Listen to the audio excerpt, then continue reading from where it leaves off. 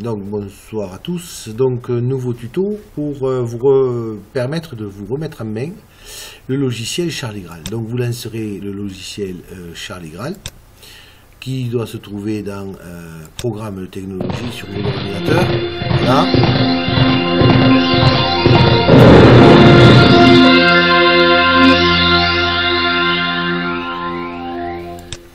Donc on part sur CAO 3D. Voilà, donc fichier nouveau, comme d'habitude. Alors ici, donc moi j'ai choisi de prendre un brut, donc normalement vous l'avez calculé, mais on prend donc un brut de 100, 100, et je vous rappelle que le support des axes, donc on va faire le fichier pour le support des axes, l'épaisseur est de 10. Et ici, mettez un pas de 5, vous verrez, ça sera plus facile pour vous. Voilà, donc ici j'ai mon brut, voilà, qui mesure donc 100 sur 100, avec des carreaux de 5. Alors, donc, votre axe, votre support des axes est une pièce cylindrique. Voilà, donc je prends ici l'outil cercle. Hein. Vous vous rappelez, en quatrième, on avait utilisé ces outils-là. Je trace un cercle au hasard. Clic droit, propriété. Reclic droit, donc propriété. Alors ici, comme c'est un cercle, vous vous souvenez, il faut, le point remarquable d'un cercle, c'est son centre. Donc ici, je pense à cocher le centre. Donc le centre du cercle est à 50, 50, puisque le brut fait 100, 100, donc la moitié de 100 étant 50, donc je me mets ici. Et puis moi je choisis ici par exemple un diamètre de 60, vous ce sera le diamètre que vous aurez décidé de mettre après avoir fait vos calculs. Voilà, donc ici j'ai mon cercle. Alors, là, c'est pour ça que je fais ce tutoriel. En fait, je vais vous montrer un peu une astuce parce qu'il va falloir fabriquer des encoches. C'est un peu compliqué avec le logiciel, c'est plus compliqué qu'avec SolidWorks. Donc ici, on prend ici l'outil trait qui va partir du centre. Voilà, je trace un trait. Clic droit, propriété. Clic droit, propriété. Voilà, et je m'assure que le bout, voilà, vous voyez, ici, je viens de sélectionner cette partie-là. Donc, c'est la position de ce petit carré bleu-là. Et je vérifie bien que le carré il est bien à x50 et y50. Donc il est bien au milieu. Ici je vérifie aussi que x vaut 0. Voilà. Une fois que j'ai fait ça, bon, y40, peu importe, il faut que le trait, vous allez voir, il ne sert qu'à construire. À la fin, on le supprime. OK. Une fois que j'ai tracé ce trait, donc je vais tracer maintenant le rectangle qui va me servir à fabriquer l'encoche. Donc moi ici, voilà. Donc les dimensions du rectangle, donc.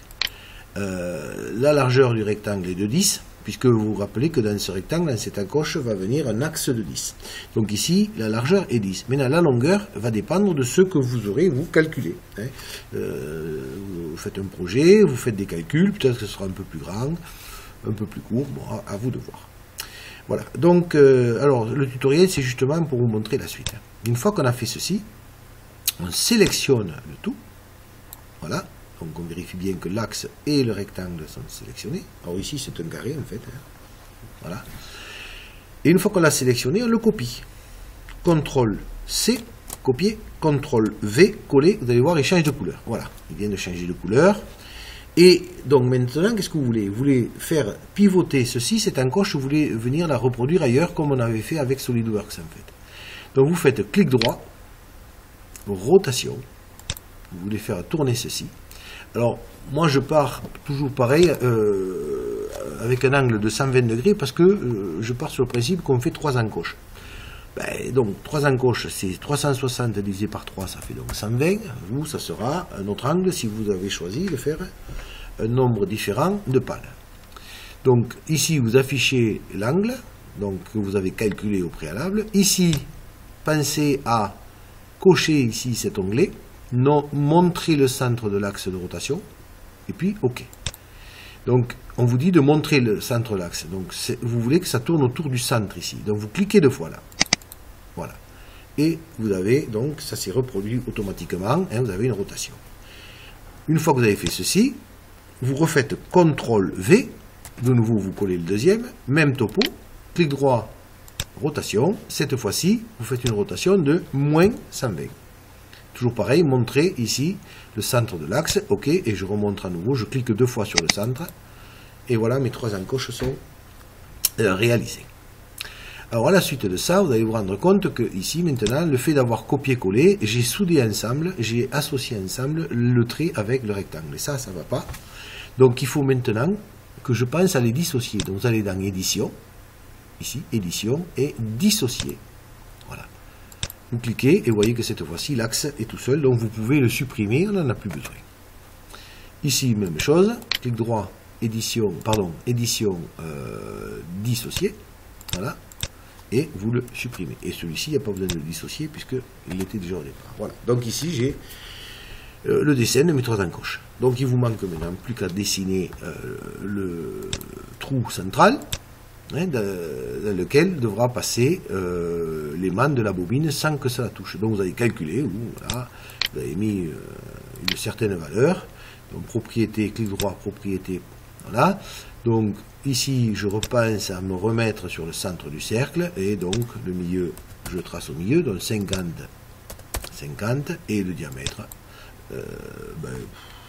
à vous de voir, hein, vous allez calculer certainement, moi je mets 31, on va voir, et ici 31, admettons. Voilà, donc là j'ai le centre de mon cercle, dans lequel donc va venir s'encastrer la bobine, et je rappelle qu'elle ne doit pas toucher sur les bords. Alors maintenant il nous manque à tracer, plus qu'à tracer les 4 trous qui eux vont accueillir, qui doivent correspondre aux 4 trous de la bobine, hein, de la platine de la bobine. Alors pour cela, vous avez mesuré la distance des trous, vous avez dû trouver qu'ils étaient distants de 25 mm certainement. Donc vous allez tout simplement prendre l'outil carré, ici, et me tracer un carré, voilà, clic droit, propriété. Le centre du carré, lui, c'est toujours 50, donc ici pour le carré cette fois-ci, je reprends l'outil centre là, hein, et 50, donc j'ai bien le centre du carré, et le carré doit faire, je pense, 25 sur 25, à vous de vérifier, voilà. Et en ayant tracé ce carré, en fait, vous vous rendez compte que, en fait, le carré va me donner, hein, l'emplacement de chaque trou, tout simplement. Donc je vais faire un trou à chaque sommet du carré. Alors, pour faire un trou à chaque sommet du carré, je fais clic droit, propriété, et il faut que je sache, par exemple, je vais faire un trou ici. Il faut que je sache à quelles coordonnées X et Y est placé ce point. Donc je viens ici, c'est le point en haut à gauche, donc je viens cliquer ici, en haut à gauche, et je vois que ce point qui est ici a pour abscisse X 37,5 et pour ordonnée Y 62,5. Alors 499, hein, c'est 62,5. D'accord? Donc je vais venir faire ici un cercle. Donc 37,5, 62,5, on le mémorise. Donc je vais venir tracer un cercle ici, n'importe où, clic droit, propriété. Donc le centre du cercle sera, donc on a dit à 37,5, 62,5. Et le diamètre sera de 1,2. 1,2. Non, excusez-moi, le diamètre c'est 2,1, excusez-moi. 2,1. Ok. Voilà. Et donc on voit que le cercle est venu se mettre pile au sommet de l'angle. Je repars ici, même travail, clic droit propriété. Cette fois-ci, je vais vérifier quelle est la propriété, admettons, de l'angle supérieur droit. Donc ici, je clique ici, et l'angle supérieur droit est à 62,5, 62,5. Donc je trace un nouveau cercle. Voilà, propriété. Donc le centre du cercle se trouve à 62,5. 62,5. Voilà. Et le diamètre, pardon, donc 2,1 et 2,1. Ok. Voilà. Et etc. Vous faites le quatrième, et vous faites le troisième, et vous faites le quatrième. Voilà. Donc ici, à mon avis, c'est 32,5. Hein, 62,5. Donc vous pouvez faire aussi CTRL-C, CTRL-V, et voilà. Vous voyez, en fait, il tombe pile en face. Hein. Voilà, on peut faire ça. CTRL-V. Voilà. Donc j'ai mes 4 cercles. Donc maintenant, le carré ne me sert plus à rien, donc je sélectionne le carré et je le supprime. Voilà. Donc j'ai ma pièce.